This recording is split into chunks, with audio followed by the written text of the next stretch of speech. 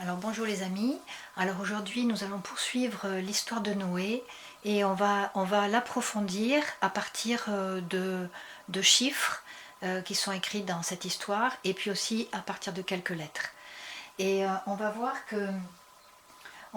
que comme dans d'autres passages de la Bible, en fait, ces histoires qui sont des histoires historiques de l'Ancien Testament sont des images des choses spirituelles.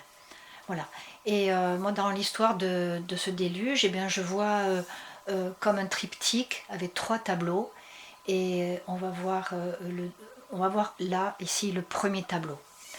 Alors, Genèse 5, verset 28, Lémec, âgé de 182 ans, engendra un fils, il lui donna le nom de Noé.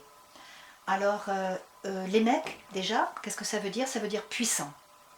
Alors, Lémec, ça veut dire puissant, et Noé, en hébreu, ça se dit Noach, eh bien, ça veut dire repos. Voilà. Et ce qui a un peu attiré mon attention sur les chiffres, eh bien, c'est le fait déjà que Lémec, déjà dont le nom c'est puissant, il est écrit qu'il a vécu 777 ans. Et on sait que le chiffre 7, c'est le chiffre de la perfection, c'est souvent un chiffre qui est aussi associé à Dieu. Alors 777, je me suis dit, oula, là il y a quelque chose, surtout qui s'appelle puissant. Voilà, donc je me suis dit, je pense que c'est l'image de Dieu. Et puis je me suis dit, mais qu'est-ce que c'est ce 182? Alors du coup, est-ce qu'il y a quelque chose à voir dans ce 182? Et puis j'ai fait une chouette découverte. Alors j'ai divisé 182 par 7. On va voir les chiffres, disons, qui reviennent tout le temps dans la Bible, c'est le 7 et le 3, c'est les chiffres qui reviennent le plus. Et donc si je fais 182 divisé par 7, eh bien j'ai 26. Et puis 26, eh bien c'est quoi? 26, c'est la gématrie de Yahweh. C'est-à-dire le yod 10, le he ça fait 5, le vav ça fait 6, et le he fait 5, et on les additionne et ça fait 26.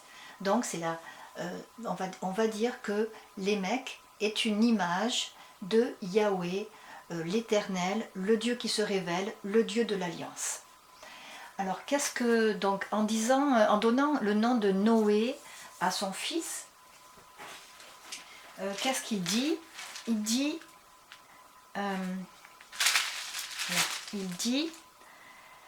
celui-ci nous consolera de nos fatigues et du travail pénible de nos mains provenant de cette terre que l'Éternel a maudite.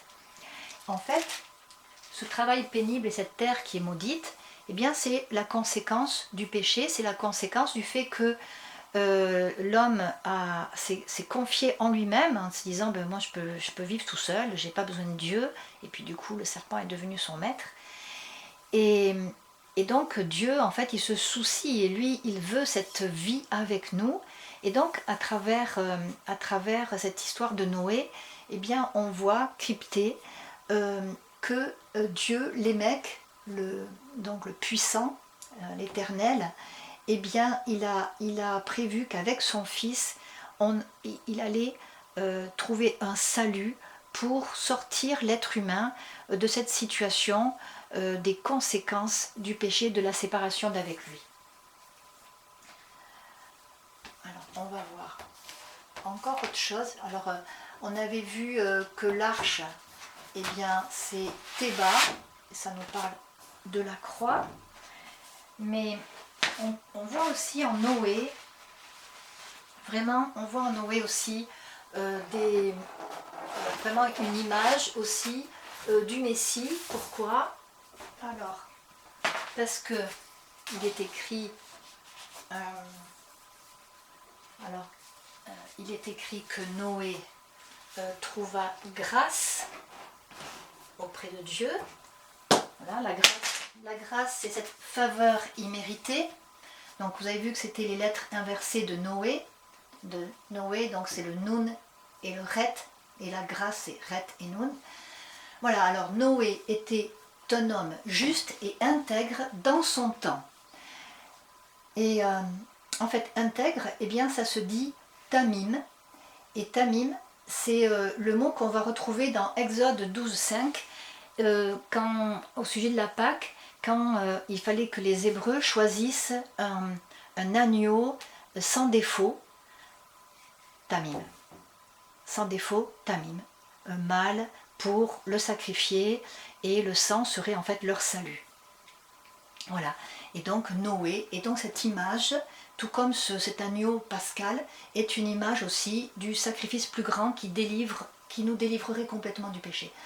Donc Noé était un homme juste, voilà, comme le Messie, intègre, c'est-à-dire sans défaut. Et ici, comme c'est Noé et que c'est un homme, il était juste et intègre dans son temps. Je pense que ça veut dire relativement à son temps. Alors, il y a encore d'autres choses qu'on peut voir aussi à travers les chiffres.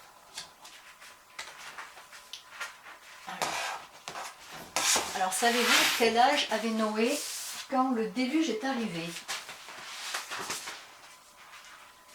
Alors à cette époque-là, c'était vraiment, il y avait vraiment un mode de vie qui était très différent. Alors c'est sûr, c'est vraiment quand on a la foi qu'on peut considérer que c'est vrai. Il avait 600 ans. Dans Genèse 7, 6, il est dit qu'il avait 600 ans lorsque le déluge d'eau fut sur la terre.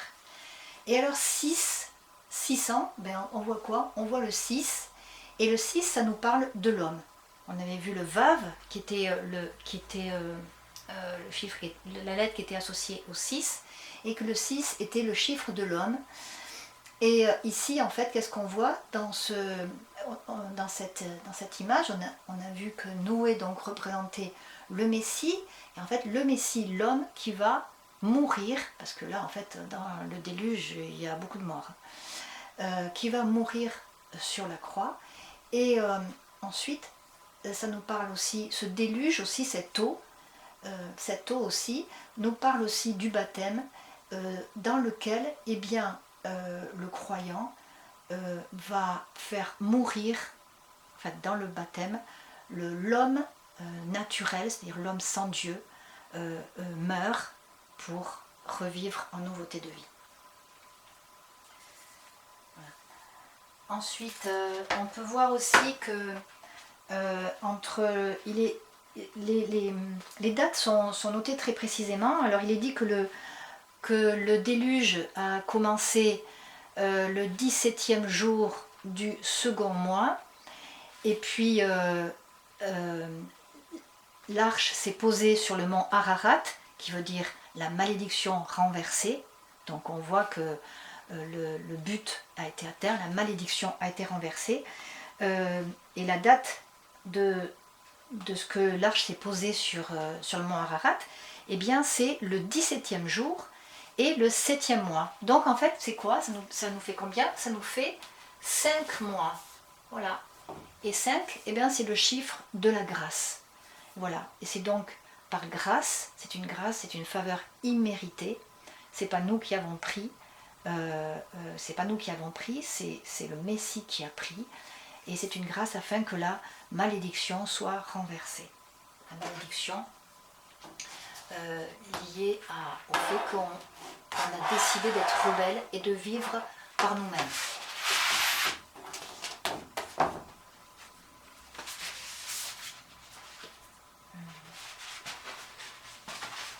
Ensuite, une dernière chose, c'est que, en fait, il nous est dit que Noé a vécu 150 ans après le déluge. Alors 150 ans, eh bien, qu'est-ce qu'il y a dans 150? Il y a 3 fois 50. Et 50, eh bien, le 5, ça nous parle encore de la grâce. Et le 50, comme on l'avait vu dans la vidéo où je parle de la grâce, où je parle des chiffres du mot reine, qui veut dire grâce, eh bien ça nous parle du jubilé, c'est-à-dire en fait c'était une grande joie parce qu'il y avait la libération des esclaves, il y avait la remise des dettes et c'était une immense joie. Voilà, donc en fait ça nous montre quoi? Ça nous montre que ce salut, ce jugement qui est tombé sur l'arche et en image sur la croix, eh bien, nous permet cette délivrance complète. Voilà. Bon, ben, je vous dis à bientôt pour une petite suite. Au revoir.